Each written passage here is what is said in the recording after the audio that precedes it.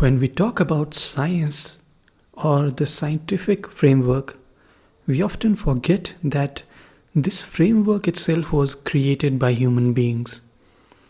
And we function within this framework when we talk about scientific discoveries and inventions.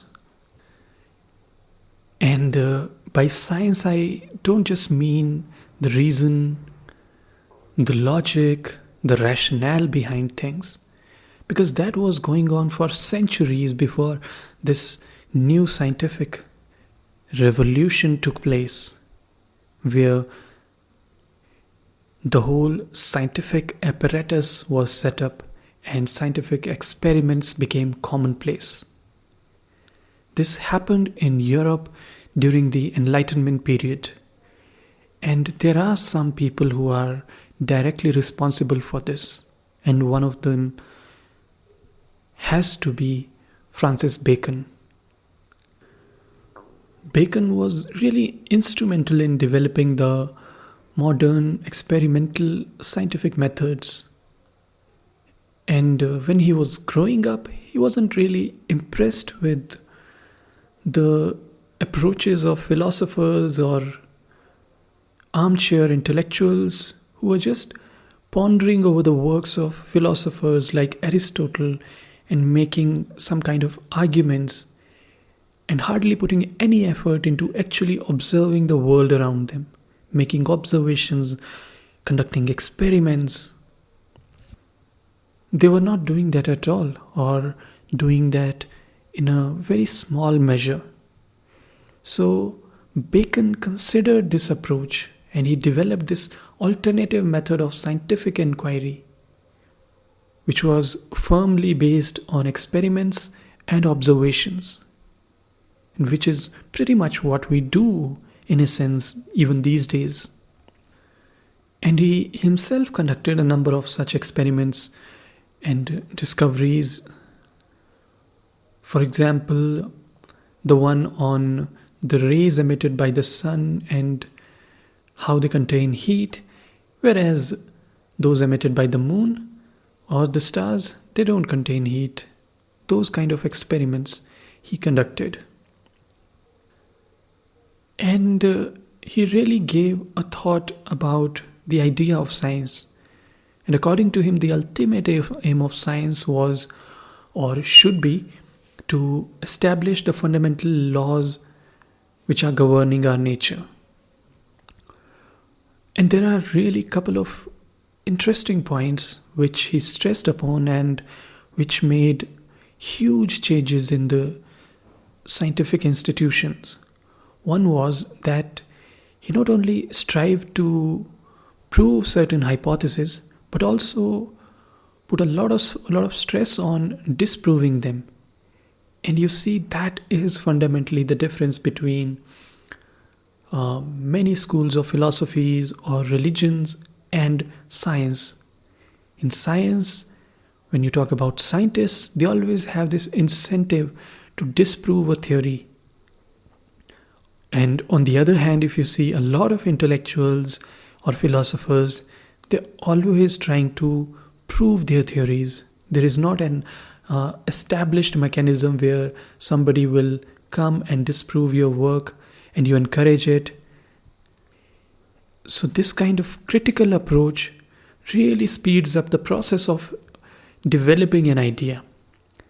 And the second interesting thing he emphasized on was the importance of institutions, because Bacon felt that the science itself is a communal activity, it's a group effort, and it shouldn't be done individually. If I say something, you need to analyze it, you need to prove or disprove it. Collectively, when we work, then we can come up with brilliant ideas, we can execute those ideas. But if we keep working alone on these aspects, we might be brilliant individually, but we wouldn't be able to continue this for a long time. And it's really easy for one idea of an individual to go away or just disappear as soon as the person disappears. But when we talk about institutions and we preserve that knowledge, it becomes quite helpful for the subsequent generations to carry on that legacy. So these couple of things which seem small but eventually had a lot of impact on how the science was perceived by the general public and how science in itself as an institution survived through centuries. If you want to read Bacon's works, there are a number of essays that he wrote, and there's a book called Novum Organum or New Organon. It's something that you can read if that is what you find interesting. Because it is in this book he explains his ideas, he explains what really or the scientific methods are or what they should be. In fact, in this book, in very clear terms, he identifies 4 idols that we should get rid of if we want to have really good scientific inquiry and if we really want to understand the nature. So these 4 idols are, the first one is the idol of the tribe.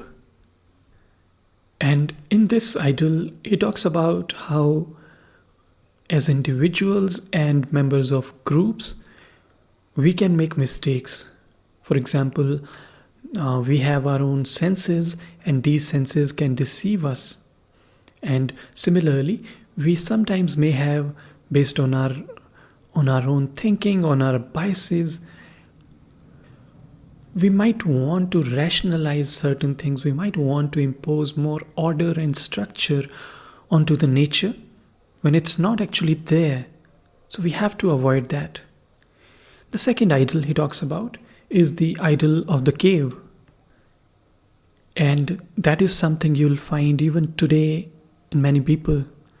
It says that as an individual, we all have tendency to view whatever event we are witnessing in terms of the preconceived notions we have, the ideas or the views that we already have. And often we try to fit these new instances, new events into our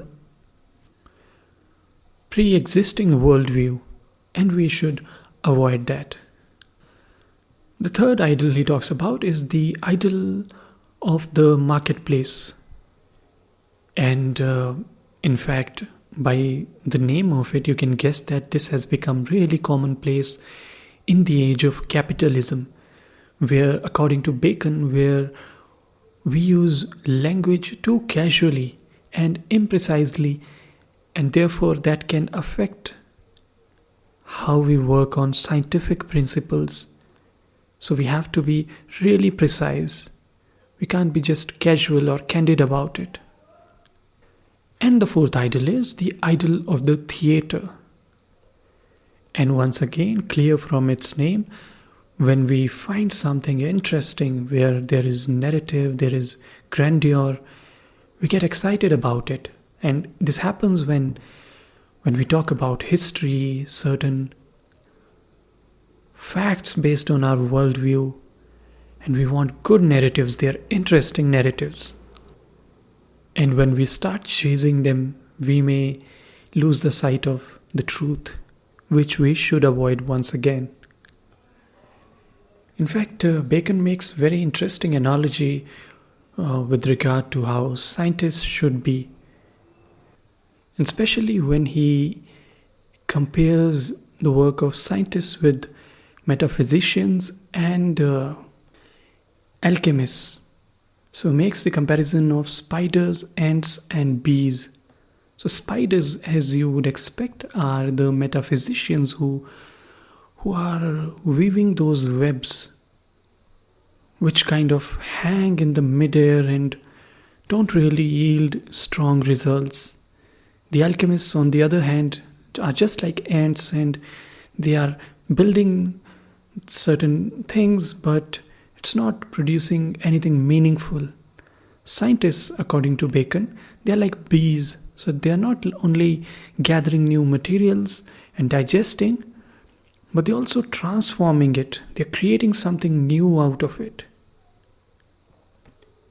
And until then, how the science was going on or how science was handled, Bacon complains about it. He says those who have previously handled science, they have been either men of experiment or men of dogmas. The men of experiment are like the ant, they only collect and use. The reasoners resemble spiders, which make cobwebs out of their own substance. But the bee takes a middle course. It gathers its material from the flowers of the garden and of the field, but transforms and digests it by a power of its own. Not unlike this is the true business of philosophy, for it neither relies solely or chiefly on the powers of the mind, nor does it take the matter which it gathers from natural history and mechanical experiments and lay it up in the memory hole as it finds it, but lays it up in the understanding altered and digested. Therefore, from a closer and purer league between these two faculties, the experimental and the rational, much may be hoped. So, as you can see, when he writes these things, he talks about these things, he is really developing a framework of science as we know it. And we should remind ourselves that science as we see today, it's much like language is the human invention. And it's fascinating to see how rapidly science has progressed in the last few hundred years. In fact, in the last 4 centuries, we have gone a long way from discovering electricity, anesthetics, antibiotics, then we moved on to computers, satellites, and now we are really seeing the edge of the universe as well.